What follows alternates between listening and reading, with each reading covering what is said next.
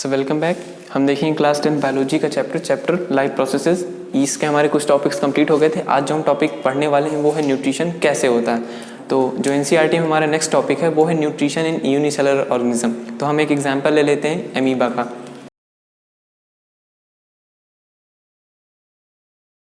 तो ये हमारे पास एमीबा है, इसमें कुछ होते हैं, मतलब अंदर कुछ चीज़ें होती हैं जो हम मार्क कर लेते हैं। जैसे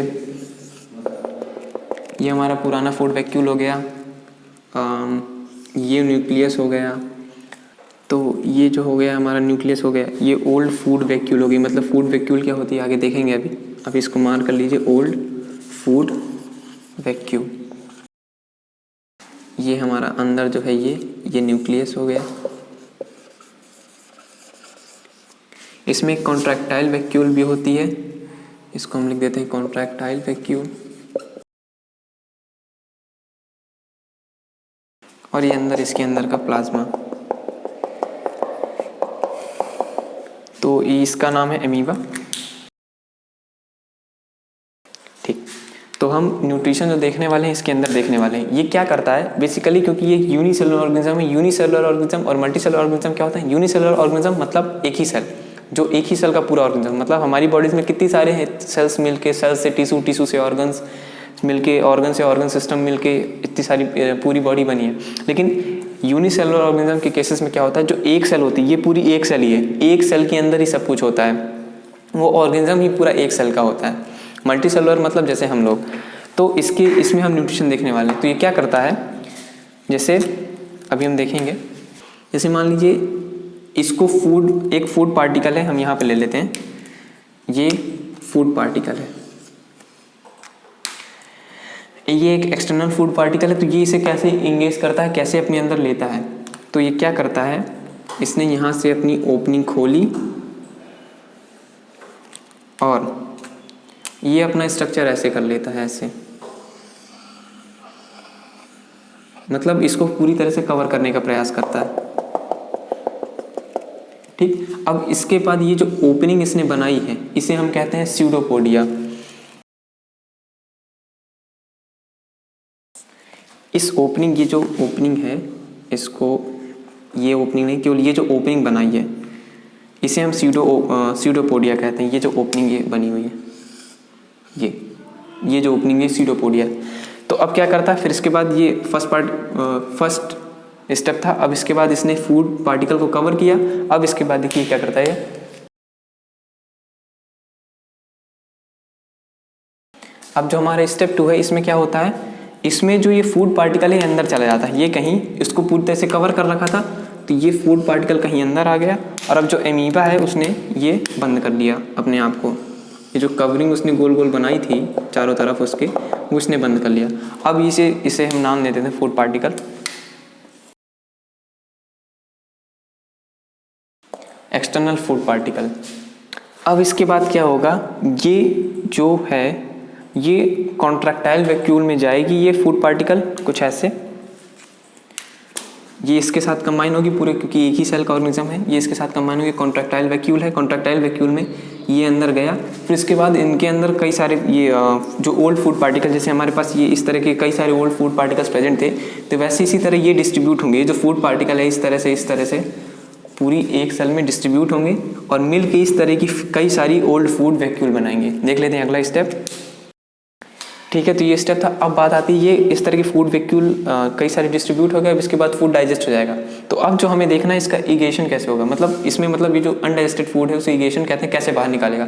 तो इसमें जो होता है एक्सोसाइटोसिस होता है, जो पार्टिकल निकल जाता है, मतलब उस प्रोसेस को एक्सोसाइटोसिस कहते हैं।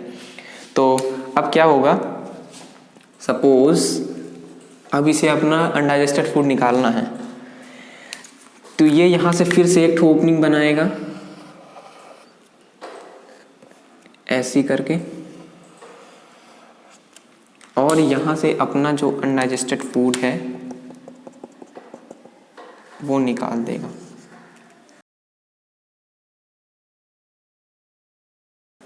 तो इसमें क्या हुआ, अब ये कॉन्ट्रैक्टाइल वैक्यूल, मतलब क्योंकि ये प्रेजेंट रहती है, लेकिन जब इनके ये जो फूड पार्टिकल होता है इसको अपने अंदर लेती है और फिर बाद में इस तरह से कुछ देर बाद ओल्ड फूड वैक्यूल में बदल देती है, क्योंकि पुराना हो गया।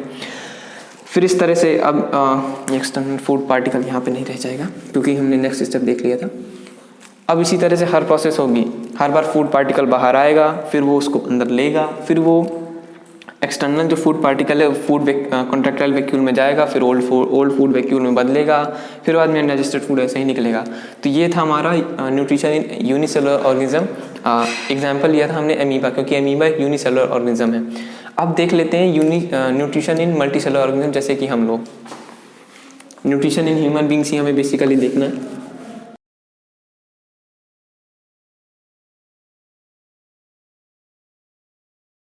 तो nutrition in unicellular organism multicellular organism में क्या होता है, ह्यूमन बींग का एग्जांपल लेते हैं हम। तो उसमें क्या होता है कि जो फूड पार्टिकल है हमारी बॉडी में, क्या होता है जो हम भी न्यूट्रिएंट्स लेते हैं, फूड लेते हैं, वो उसके जो न्यूट्रिशन सिंथेसाइज होते हैं, फूड सिंथेसाइज होता है, वो हमारे डाइजेस्टिव सिस्टम में होता है।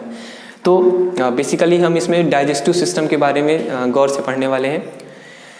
तो देख लेते हैं पहले कि ह्यूमन डाइजेस्टिव सिस्टम में क्या क्या आता है। तो हमारे डाइजेस्टिव सिस्टम के अंदर पहला जो मेन पार्ट आता है वो होता है एलिमेंट्री कनाल। एलिमेंट्री कनाल, इसके अंदर भी देखेंगे क्या क्या आता है। फिर इसके बाद जो दूसरा आता है वो होते हैं डाइजेस्टिव ग्लैंड्स। ये तो मेन कंपोनेंट्स होते हैं डाइजेस्टिव सिस्टम के। अब डाइजेस्टिव ग्लैंड्स के अंदर भी कुछ ग्लैंड्स आते हैं, एलिमेंट्री कनाल के अंदर भी कई सारे पार्ट आते हैं। क्या क्या आते हैं देख लेते हैं।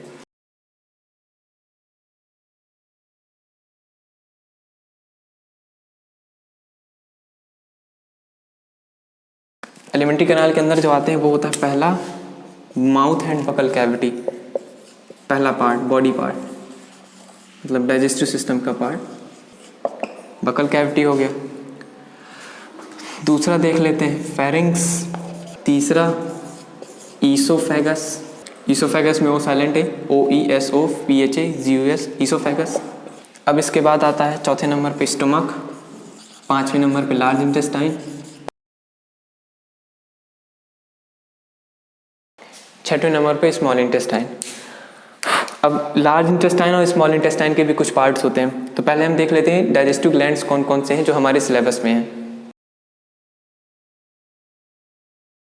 जो हमारे पास डाइजेस्टिव ग्लैंड है वो क्या है देख लेते हैं। डाइजेस्टिव ग्लैंड से हमारा जो पास पहला है लीवर, पैंक्रियाज, लीवर हो गया, पैंक्रियाज हो गया, गाल ब्लैडर हो गया, और चौथा हो गया हमारे पास कुछ सलाइवरी ग्लैंड्स। डाइजेस्टिव ग्लैंड्स हैं वो है लीवर, पैंक्रियाज, गॉल ब्लैडर और सलाइवरी ग्लैंड्स। ठीक है, तो ये हमारे पास 4 डाइजेस्टिव ग्लैंड्स हो गए। अब हमें देखने थे कुछ लार्ज इंटेस्टाइन और स्मॉल इंटेस्टाइन के पार्ट भी। तो स्मॉल इंटेस्टाइन के पार्ट होते हैं डुओडेनम, जेजुनम और इलियम। लिख देता हूँ यहाँ पे स्मॉल इंटेस्टाइन,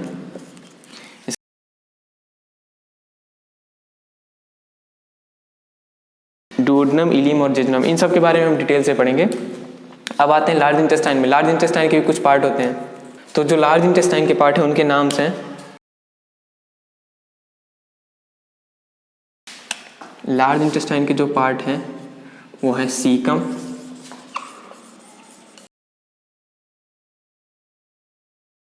कोलम और रेक्टम, ये लार्ज इंटेस्टाइन के पार्ट है। तो हमने आज इनके नाम देख लिए। हम अगली बार जब मिलेंगे तो हम देखेंगे इन सब के बारे में, सीकम क्या है, कोलोन का है, रेक्टम क्या है, duodenum, jejunum, ileum, alimentary canal के जितने पार्ट्स हैं उन सबके काम और कितने बड़ी होते हैं, कितना कौन छोटा होता है, उन सब के बारे में डिटेल से पढ़ेंगे।